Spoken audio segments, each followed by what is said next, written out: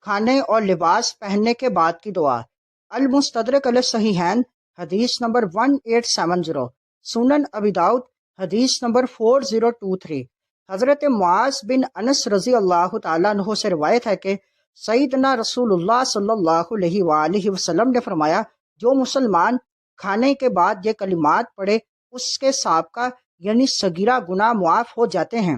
الحمدللہ الذی اطعمنی ھذا ورزقنیہ من غیر حول منی ولا قوت۔ تمام خوبیاں اللہ تعالیٰ کے لیے ہیں جس نے مجھے یہ کھانا کھلایا اور میری قوت اور طاقت کے بغیر مجھے یہ عطا فرمایا۔ اور جو مسلمان لباس پہن کر یہ کلمات کہے اس کے سابقہ گناہوں کو بخش دیا جاتا ہے۔ الحمدللہ الذی کسانی ھذا من غیر حول منی ولا قوت۔